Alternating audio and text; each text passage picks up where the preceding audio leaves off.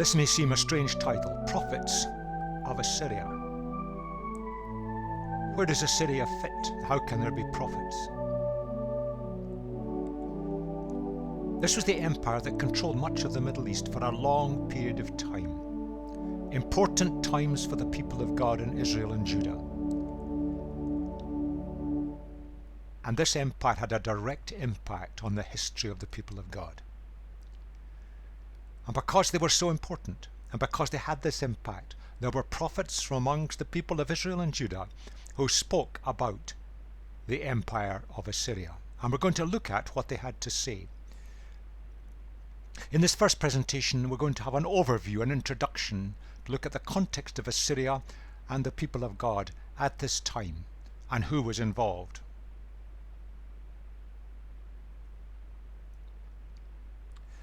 Now there's the Middle East.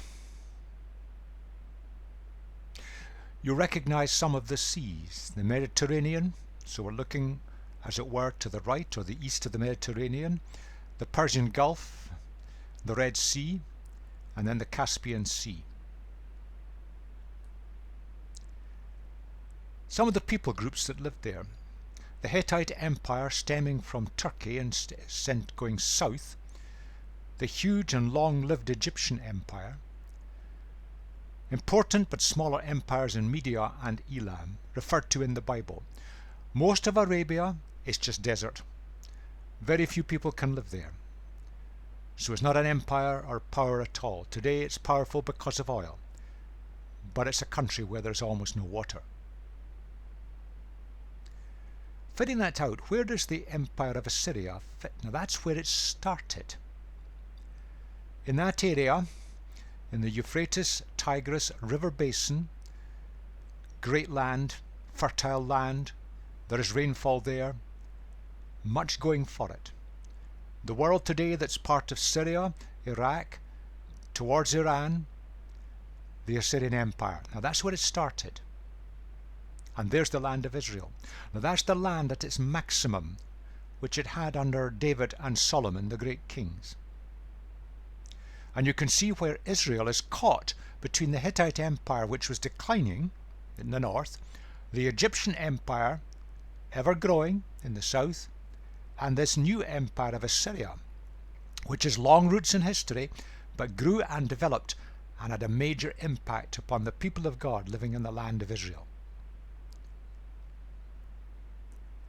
Because in due time, that Assyrian Empire expanded into approximately that area.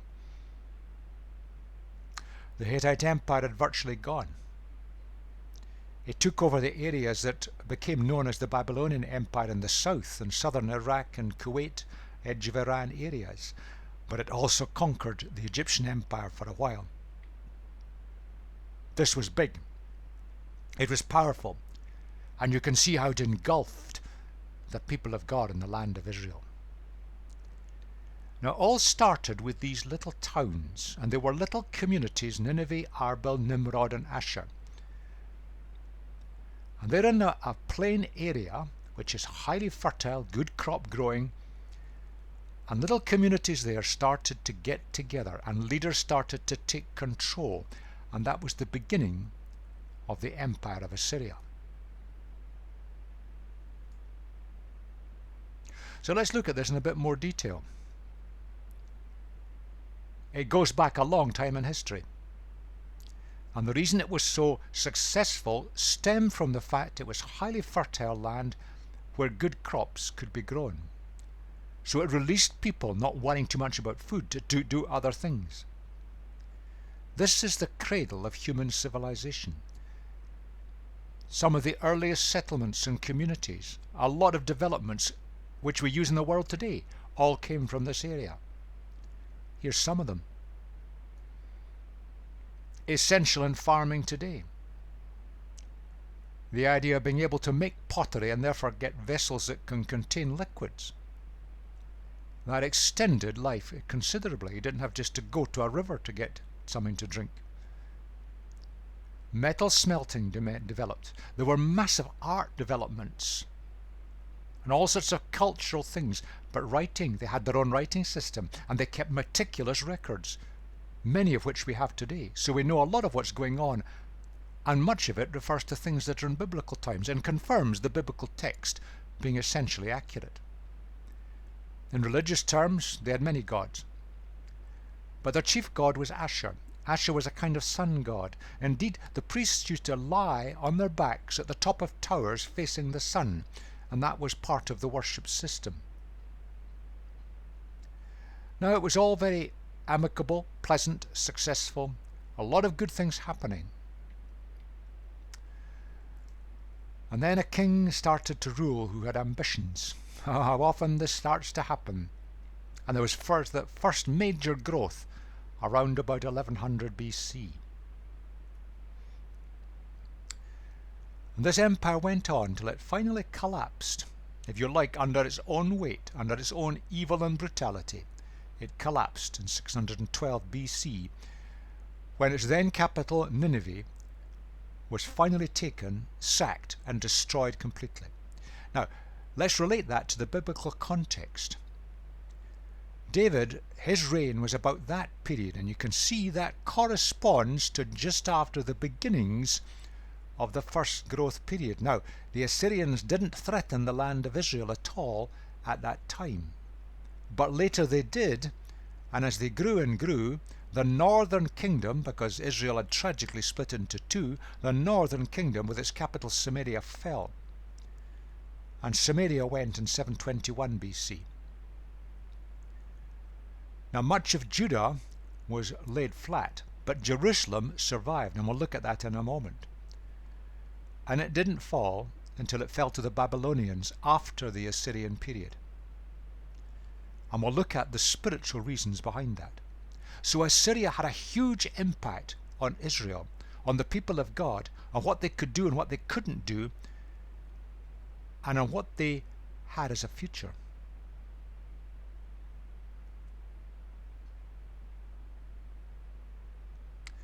Now, this empire has made a massive contribution to the world. Can't underestimate this. Here are some of the things that they have developed. We take seconds and minutes and hours for granted. That's where the timing system started. They even had the developments in these areas. One of the first cultures in the world to move into the Iron Age, iron replacing bronze, not only made farming much more successful, because iron's a much harder, stronger metal, but it made weaponry much more successful. They even developed libraries where they kept meticulous records in their own language form, meticulous records of everything that was happening. Their building work was quite stupendous at times. And they were into astronomy too, trying to understand the movement of the stars and the planets. And they laid the foundation for the administrative procedures that we use throughout the world today, because they divided the land as the empire grew. They divided it into territories administratively, and it was all administered locally. It was devolved outwards. And if we think about local authorities, federal states, systems like that in use today, it all stems back in concept to the Assyrians.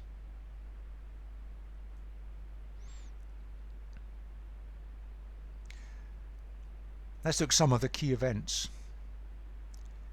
Now, that was the man who started the expansion, Tiglath-Pileser I, because others were named after him, a warrior king.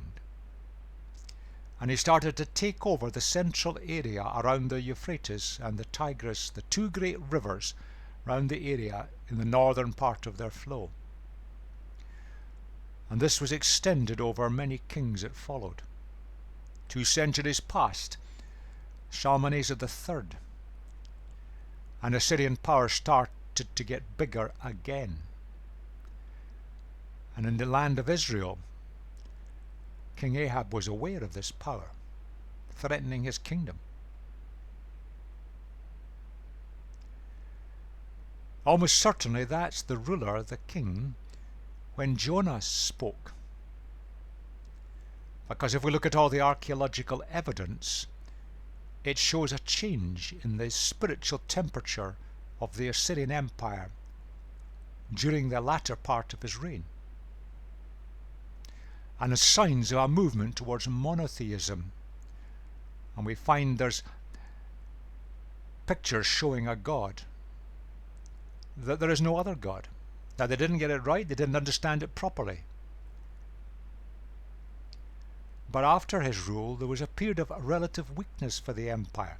Now, that gave peace for the people of God, because the people of Israel and Judah had spiritual problems they needed to address, social problems needed to address. Israel failed to do it. Judah went through periods of success and failure, but it gave time. But after that, a man took over the throne. He wasn't of the royal line, but he took the royal name. Now, you'll find him in the Bible referred to as Pul, P-U-L. That's his original name before he took on the name of Tiglath-Pileser the third, because there's one in between. And he took that name because that name held awe in the memories of the people of the empire because of the first Tiglath-Pileser, the great warrior king. And this one was also a warrior king, and he started transforming the empire, and expansion was beginning again. And it went on. Sargon II, one of the great emperors of the Empire of Assyria.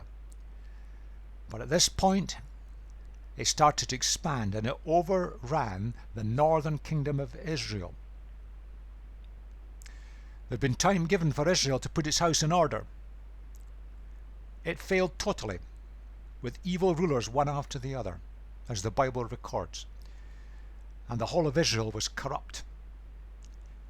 And it lost out. And the capital city Samaria fell in 721. Sennacherib, we've probably heard of him. Not only was he a warrior king, first-class army commander, but also he was famed as a builder. But in addition to that, during his time, Assyrian art reaches its peak. So he was involved in quite a lot, and he took the empire forward quite a long way. It expanded further. He expanded south, right down south into Egypt. He flattened most of Judah. He besieged Jerusalem. But a miraculous intervention. Jerusalem survived. And we'll look again at that in a moment or two. Two further kings followed. But Ashurbanipal, powerful, very powerful king, that's probably about the time when Nahum the prophet spoke. And we're going to be looking at the prophecies of Jonah and Nahum. Zephaniah spoke a lot of other things as well, and he's got one small section in Assyria, and we'll mention it. But the whole of Nahum and the whole of Jonah are addressed in the context of Syria. Assyria is the central theme of what they said. But the empire finally collapsed. It had gone completely brutal, materialistic. It had gone corrupt. And finally it was overrun by a combination of people groups led by the Babylonians. Nineveh fell, cataclysmically fell in 612 BC, so much so that the city almost vanished physically. And it was a big place, a very big place.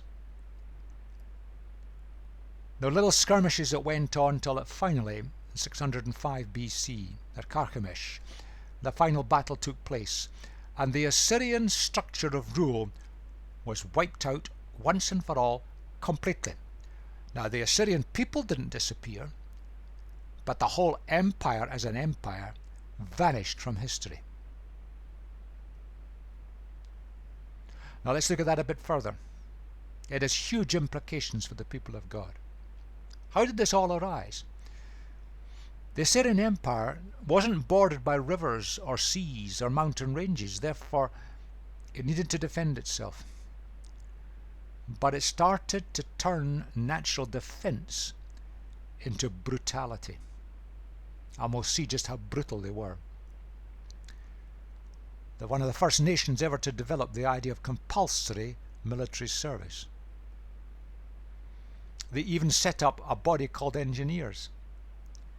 And they developed all sorts of things which were extremely effective in the warfare of those days. They moved from the Bronze Age to the Iron Age early. Now that was a disadvantage to the people of Israel and Judah because they moved relatively late, and in terms of weapons they were always at a disadvantage. Because they could use iron, you could build chariots. The wooden ones previously used weren't strong enough, and bronze isn't strong enough to carry the weight. But iron war chariots, horse-driven, archers were there under protective canopies.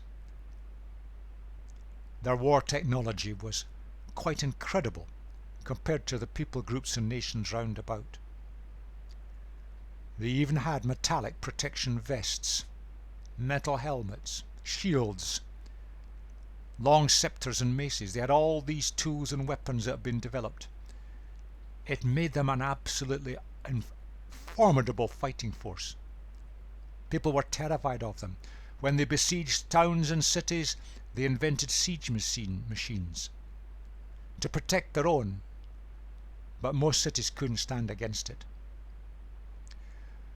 But when besieged towns were taken, it was a bloodbath. All the men would be killed. And that's what they did. They were saying to the world, look at our power. Look at what we can do. Look at this is what we can do to you. You better cooperate with us, or this is what will happen to you. They terrorized peoples all around the area. And their secret of success? They were way ahead of the other empires. Some of their warrior kings were very skilled arming tacticians, using the best technology of the day. But they were utterly ruthless. The heads of all the men in piles, while the women were led out and enslaved. They relied on sheer unadulterated terror. They flayed people to death. They literally impaled people living on poles. They skinned people alive. And when they went in, they took the top people of a population, the able people, the people with any skills that they could use, and they deported them to where the skills were going to be useful. And you can see that in the story of Israel and Judah. Mass deportation took place under the Assyrians and also under the Babylonians, who inherited that practice. They humiliated populations. Now, as you look at that list, you can see modern equivalents. The local people that were left, mostly the people in the rural areas, because they left the farms to run themselves because it kept a food supply for them. But they were taxed to the eyeballs. And you can see this again and again in the history of the kings of Assyria, of kings of Judah and Israel. The Bible mentions again and again having to pay heavy tribute. And indeed many of the gold and metal objects of the temple were stripped out in Jerusalem to pay the tax to the Assyrians. And they just kept coming back for more. And they kept meticulous records. That's very useful for us today because we can understand how this whole empire worked. But it throws incredible light on the biblical history and the biblical context, confirming the biblical text with its accuracy. Much is still happening like this today. Look at the sheer unadulterated terror being caused in the Middle East in this year 2015 under the Islamic State. Populations humiliated. Men brutally murdered, beheaded. Women sold on the slave market, usually as sex slaves, especially if they're young girls. All of that is happening in the Middle East today. History is repeating itself. And it's all documented, not with carefully inscribed texts, but documented today through things on the internet and YouTube. And if you look at the Islamic world today, in many Islamic nations, those who are not Muslims have to pay an extra tax. It keeps them in poverty, keeps them down, and it keeps reminding them who's the boss.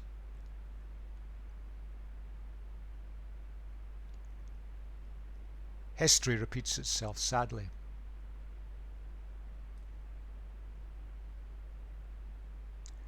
But eventually this empire fell. And I want to track through a little of the history following this, because it has major implications for today. Nineveh was a very, very large city by the standards of those days. It was huge. But it fell. It was highly protected, natural protections because of the rivers around it. Heavily fortified, walls that were so wide that you could drive a chariot along the top. But it fell. Nothing is impregnable. And the empire was going to implode and collapse by its sheer brutality and evil. It had corrupted itself. And as an empire, it disappeared from history completely. Just vanished, exactly as Nahum predicted. But the people didn't vanish. The Assyrians still lived in the area. And centuries later, the good news of Jesus was taken there, and it arrived in the area. And there was a mass movement. And over a very short period of time, this polytheistic people turned to become followers of Jesus and be liberated. And this is one of the oldest churches in the world. But it didn't stop there. That church sent out its own missionaries. And travellers from the West, when they reached China, Mongolia, Korea and the Philippines, they found people who were followers of Jesus there that stemmed back to the missionary work of the Assyrian church. It is an amazing history. Liberated from all the past, and yet highly cultured area. They took the gospel. And they took it east, and because our Western books don't focus on the east, it's tended to have been forgotten. It's a wonderful story. But they went further. Because they had all this literature, they very quickly, the Assyrian church, started to translate things from the Greek language of the Roman Empire and put it in their own language. So they brought the literature, both biblical but more importantly, all the other literature of the vast amounts of Greek writing that existed. They brought it into their own language and made it available so people could see the biblical text in the context of the cultures of the time. It then went into Arabic as Arabic took over from Assyrian. And that literature was preserved and fed its way back west, carried by travellers and traders. And it had a massive impact into Italy and contributed to the European Renaissance. So these people have become very important in history. They also moved education forward. They started universities. Universities which in structural terms would be recognizable. Indeed, some of the Italian universities copied the structures from these ancient Assyrian universities that stemmed back to the coming of the gospel, liberating the people. And all the developments continued on. And that's had an impact on the West. But Islam came, 7th, 8th century. Islam absorbed much of this advanced culture and the literature and all that was there and took it into itself. And Islam in the area went into a period of what they called the flowering of Islam. And it absorbed all of this and developed it further. The problem with Islam is that intermittently it has brought in this punitive taxation. It means that everyone who's not a Muslim pays this extra tax, and it's quite a lot. And this impoverished the followers of Jesus, and bit by bit It eroded them, and they started to convert to Islam simply because they could hardly survive under this taxation. That's the purpose of the taxation. It's quite clearly laid down by Muslim scholars. It's to lead people to give up their religion and move into Islam. It's bribery. And it works. But Islam suffered a major setback with the Mongol Empire coming in from the northeast. An enormous amount of the culture was damaged at that time. Coming into the modern era, as I speak this, it's 2015, exactly 100 years ago, there was the Armenian genocide. Killed large numbers of Christians. Set up and led and directed in it from its impulse from Turkey, as it is today, the Ottoman Empire, with the aim of exterminating those who were not Muslims. And in the process, 75% of the Assyrian people who were followers of Jesus were just wiped out, exterminated. Today Turkey denies it ever happened, but Turkey cannot face up to the fact that all the historical records are there. It's documented. And we know exactly what happened and who caused it, who said what and when. And so the Assyrian Christians, reduced enormously in numbers by the punitive taxation, suffering at the hands of the Mongol Empire, they now suffered a genocide. And they're only left with handfuls.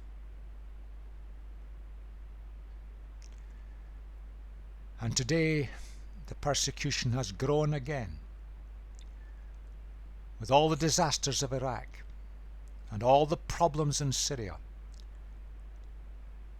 The Islamic State is exerting extreme persecution. The descendants of the Armenian Church, perhaps 1.5 million, were left in the country of Iraq as a result of the debacles of the Iraq War and the ensuing activities.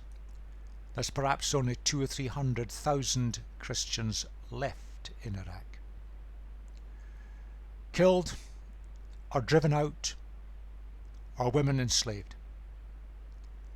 The Christian presence, which stemmed back to the oldest church in the world, is today in front of our eyes being exterminated. And sadly in the West we're not doing very much about it. This empire of Assyria has made an enormous impact on the world historically. And it has influenced our culture and society today. And yet in their moment of desperate need, we in the West have allowed this to happen, and indeed because of our interventions and our irresponsibilities, we in the West have often encouraged it to happen. It's a sad story, but it's a fact of history. The more you persecute, the more the kingdom of God grows. The evil one has never learned the lesson. And I feel confident that out of this dreadful situation and dreadful suffering, there will be a people of God that rise. And the gospel will move forward in that wonderful part of the world.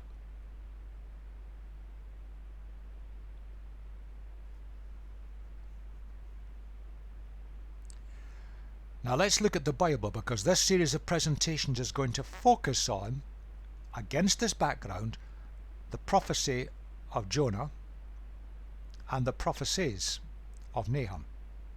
Two very short books. One we know quite a lot about because it's built around a story, and the other one we probably know almost nothing about. Both have got an enormous amount to teach us today. Now, we can't be 100% certain about these dates. I've put in the date windows when they're likely to have been active as prophets. But it could be a bit outside these windows. We cannot be exactly certain, because neither recorded the dates, and there's not an exact link up to historical events by names, although there is a link up to the events in general terms in both books. in essence, Jonah was sent to warn the people of Nineveh. And remember, that's the capital of Assyria at the time. They needed to put their house in order. This nation of Assyria had become so intensely brutal and cruel and materialistic. They were creating havoc all over the area. And Jonah was given the rather unpopular, indeed very unpopular task of going to speak to them. And as we know, he didn't want to do it. Now, they did put their house in order, at least for a while. But eventually they reverted back to where they were. And perhaps at the time of Nahum, shortly after that, the warning signs were there. Nahum heard the voice of God. And Nahum brought the message not to the Assyrian Empire itself, but to the people of Judah. The Assyrian Empire that was threatening them all the time, it was going to collapse, and Nineveh, the capital, would be wiped out. And he describes it in graphical terms, which history shows are exactly fulfilled.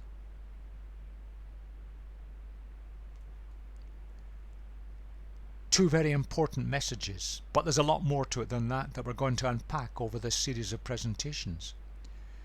Let's just think about this word prophecy. The word is often misunderstood and indeed abused. It's not celestial fortune telling, which is sometimes how it's pictured. And indeed, sadly, within Christian communities, it's sometimes used that way, particularly in some of the wilder forms of end times theology that have little biblical substance. That's prophecy. The prophet, who could be a man or a woman, the prophet speaks the mind of God into a specific situation. So the situation is there and then in front of them now, or immediately imminent. And the prophet is given an insight into what God is saying about the situation. Now that may indeed indicate what God is going to do or what is going to happen, but it doesn't necessarily mean that. But it's the mind of God. This has to be separated from teaching. It has to be separated from preaching. It's nothing to do with either. If you hear a prophet today speaking the mind of God into a specific situation, you know it. It's quite different. Now, prophecies were spoken, not written. They were written down later. Sometimes we know who wrote them down, as we do it with the prophecies of Jeremiah. Jeremiah spoke. He went into the leading groups of his day in Jerusalem, particularly the royal groups, and he spoke out what God was saying in the situation of Judah in Jerusalem at that time. They didn't like it because God was challenging them because of what they were doing.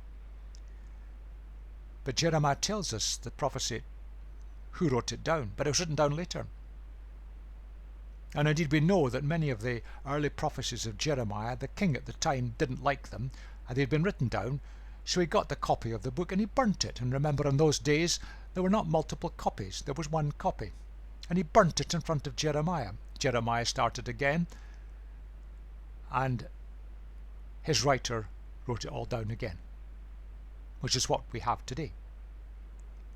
Prophecy is spoken. Jonah went and spoke to the people in Nineveh. Nahum spoke to the people in Judah.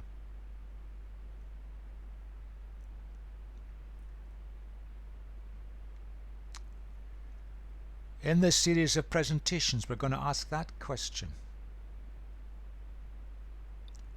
How did this enormous, powerful and remarkable empire, which is a way back in history, going back thousands of years, it seems so irrelevant, how did it affect God's people? Because the way it affected God's people, that's the way it affects us today.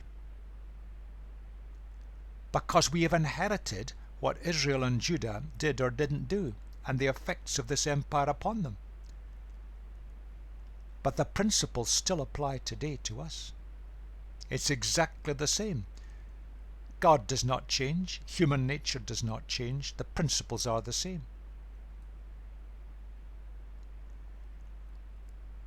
There's the great warrior king, the usurper who took the throne, referred to in the Bible as Pul. He expanded the empire.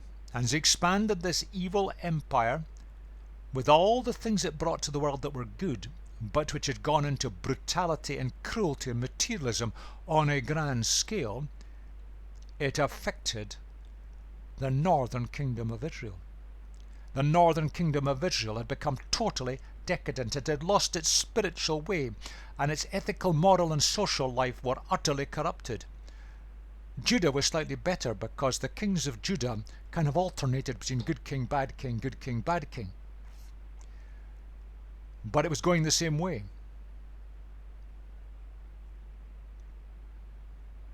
The great warrior Sargon II. The land of Israel was now in a position of weakness and utter decadence. He saw his moment. He expanded southwards over the mountain ranges which come from the area we now know as Lebanon and the edge of Syria. He overran Israel, he wiped it out, he captured Samaria, and he took the cream of the population back to his own land, the people who had got skills that he could use, and the key people he just killed. Israel had collapsed. The people of God of Israel disappeared from history. Now some fled south, and some survived where they'd been taken. But as a national group they vanished, never to be reinstated. But it moved King Hezekiah, who was the good king in Judah to the south. Reforms were started to put the land of Judah spiritually in order. Tragically, it didn't last because his son reversed most of these reforms. Sennacherib came during the days of Hezekiah, another great warrior king, and he flattened most of the communities of Judah. He besieged Jerusalem and mocked it. His great siege engines were going to take this fortress city. But you may remember the story. Hezekiah humiliated, robbed of the money he'd given to them to try and buy them off. It didn't work. They came back and wanted more. They were going to capture it and flatten him, and he knew what they would do to him. He went into the temple, fell on his face before God, and pled with God for help. The great reforming King Hezekiah sought the Lord, and an amazing miracle happened. The army of Sennacherib was decimated as it lay in siege. Whether some disease just spread through it like wildfire, we do not know, but it was decimated, wiped out. And Sennacherib crawled back with the remains of his army, crawled back to Assyria. Jerusalem had escaped, it had survived. Sennacherib decided to appoint his younger son as his successor, so the older son took his revenge and assassinated his father. Life was cheap, the days were brutal. Israel had gone. Hezekiah took Judah forward a bit and Jerusalem was spared. But tragically Judah didn't learn the lesson. But the empire of Assyria finally went. And the land of Judah was free at last from the brutality of the continual threats of Assyria. This is exactly what Nahum had prophesied earlier. King Josiah, another good king, an even greater reforming king, came to the throne as a child, and he set in motion as a teenager major reforms of the spiritual life in Judah. But he made a very bad mistake. He decided he'd side with Assyria. And the Egyptians, who decided they would side against Assyria, defeated him, and he was fatally wounded in a battle, crawled back to Jerusalem where he died. And essentially that was the end of Judah. Various of his sons and one grandson became kings successively, but they became puppet kings to Babylon. They were not spiritual men. and the land went back and drifted backwards into spiritual decadence till eventually it was wiped out by the Babylonians in 586. Sad but tragic history. There's Jonah. It's interesting that because the people of Nineveh and their ruler listened to Jonah, then the nations round about for at least a few decades were spared the horrible brutalities the Assyrian Empire was enforcing upon them. It bought time for the land of Israel to put itself in order. Unfortunately, Israel didn't take that time window. It didn't put itself right spiritually, and it became decadent and corrupted. It kind of imploded upon itself, and it disappeared from history under the Assyrian onslaught. Nahum came later. It all came true exactly as he said, and he wrote vividly and brilliantly. But there's a great principle behind it all. When God's people, now that's you and me if we're following Jesus, if we go on and with persistent rebellion, with a pursuit of selfish gain, then our societies will move to corruption. And there's an inevitable consequence that will happen. We can see it writ large in the history of Israel and Judah. We can see the massive part the Empire of Assyria played in this. But Assyria went far too far, went utterly evil and brutal, and it disappeared from history. And I think prophetically in the West, God is giving us a short time window. And the people of God, you and me in our Christian groups, we have got to put our house in order quickly. Because if we don't, then we're not going to continue on. We're going to be overrun. At the moment, too often we're running religious systems. We've got to get back to kingdom living, where all are set free to live the way of Jesus and to bring light and wholesomeness and freedom, integrity to our societies, and to lift our society away from this materialistic perception that seems to have gripped us today, where anything's possible if you can earn money at the expense of somebody else. We need to lift our societies of the West forward and bring in kingdom living, not imposing it, not trying to do it politically, but by living the way of Jesus, the beautiful life of the suffering Saviour. Become the salt and the light to transform our cultures. Israel and Judah had that opportunity. In different ways they failed. The story of the Assyrian Empire and the impact of the prophets who spoke about Assyria are just as relevant for us today, as we shall see in the presentations that follow. And in the next one, I'm going to look at the prophecies of Jonah. Familiar story, but I'm going to look at it overall and see what the message is for us today.